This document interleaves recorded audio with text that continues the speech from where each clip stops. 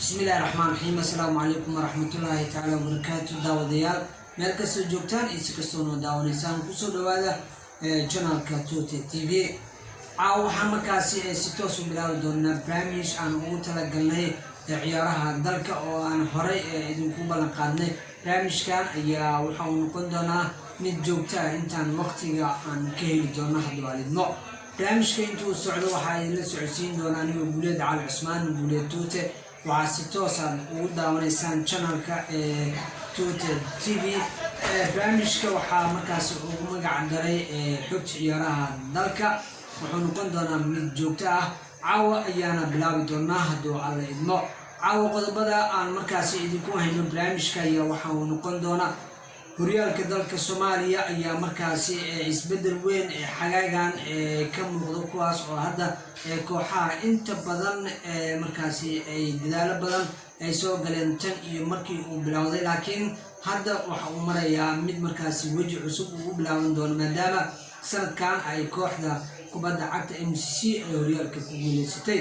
sidoo kale qodobada aad ku daawan doontaan ayaa waxaa noqon doona kooxda LBB Genyo oo markaasi u soo gudubtay horyaalka heerka koowaad ama Somali Premier ayay markaasi si toos ah ugu soo ciyaari doontaa xilli ciyaareedkan. barnaamijka ayaan ku daawan doontaan hadduu alla idmo. qodobadaas iyo qodobo kale aan idin qarinayna ayaa markaasi idin soo gudbin doonaa hadduu alla idmo.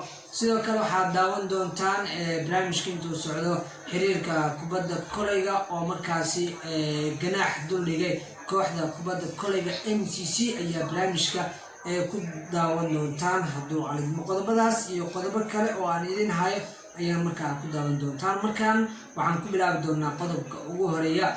kooxda kubadda cagta LBB Genyo ayaa markaasi sarkac balaaran ay soo sameysay tan iyo markii ay ka hartay horyaalka Somali Premier League xilli ciyaareedkii tegay oo fasal ciyaareedkaasi aan kooxda ka soo muuqan horyaalka Somali Premier League, laakiin waxa ay ciyaaraysa horyaalka Division 1 ama heerka labaad ee dalkeena Soomaaliya. waxa ay markaasi kooxda kubadda cagta LBB Genyo ay noqotay koox dadaalkeeda aad u sareeya oo ay ku soo guuleysatay in ay u soo baxdo horyaalka Somali Premier League oo inta badan loogu bartay kooxdan. waxayna ka mid tahay kooxaha ugu xamaasada badan tan iyo markii ay kooxdan dib ugu soo laabatay naadiga LBB Genyo. sanadkan ayaa waxaa laga filayaa iyadoo ay markaasi dardar xoogan ay ku soo dari doonto xilli ciyaareedka cusub, iyadoona hadda ay wado dadaalo badan ay ku horumarinayso kooxda kubadda cagta LBB Genyo.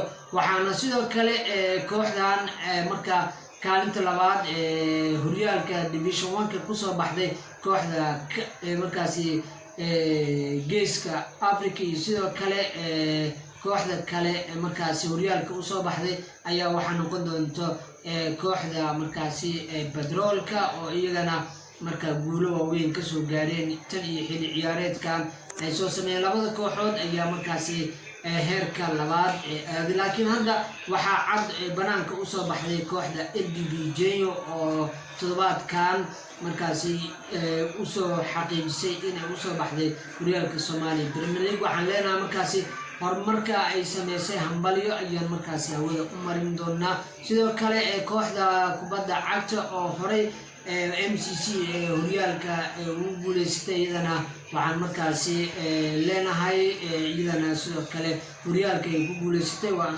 ugu hambalyeynaa.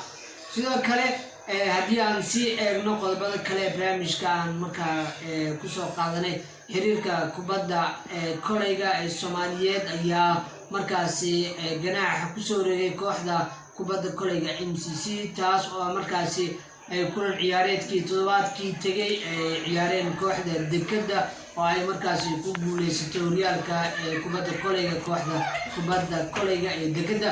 kulankaas ayaa markaa gudoomiyaha naadiga MCC ee kubadda kolayga uu markaa garsoorka markaasi si aan waafaqsaneyn sharciga kubadda kolayga ee kula hadlay, kaas oo kooxda kubadda kolayga markaasi MMC lagu rogay ganaax gaaraya $500 ayaana la duldhigay. kooxdan ayaa markaa iminka ganaaxaasi qaadatay iyagoona isku raacay guddiga dibshiliinka ee xiriirka kubadda kolayga ee dalkeena Soomaaliya. sidoo kale dhawaan waxaa la fili doonaa in markaa la bilaabin doono tartanka xiisaha badnaa ee horyaalka degmooyinka gobolka Banaadir kuwaasoo kooxaha dhammaantood ay isku wada diyaarinayaan iyagoona doonaya in guulo waaweyn ay kasoo gaaraan degmooyinka sanadkan la filayo in ay wacdara ka dhigaan ayaa aad u fara badan iyagoona hadda socdo tartamo waaxid oo lagu qaban doono degmooyinkooda kuwaasoo ay kusoo xilan doonaan ciyaaro.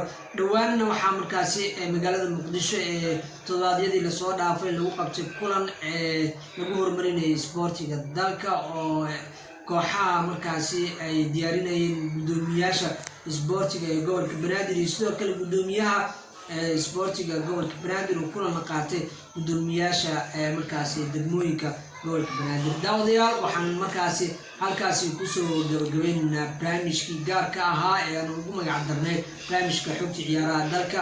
wuxuu noqon doonaa mid joogto ah waxaana ugu barateen janaalka Tuute in aan idin soo gudbino barnaamijyo iskugu jira ciyaaro iyo kuwa markaasi iskugu jira madadaalo oo inta badan aan ugu soo gudbin doono.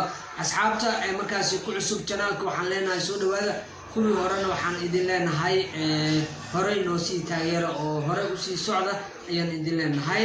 dhammaan waxaan markaasi taageerayaasheena markaasi janaalka ku xiran ka codsanaynaa in ay videogan markaasi share gareeyaan asxaabtoodana gaarsiiyaan, sidoo kale like iyo commentiga iyo warbixinada kale ee talooyinka horyaalka Soomaaliyana commentiga ayaa noogu reebi doontaan. sidoo kale subscribe iyo wax walbana waxaan idinka sugaynaa xaqiina. sidaa iyo nabadgelyo, ismaqal dambe iyo muuqaal dambe oo xiiso leh.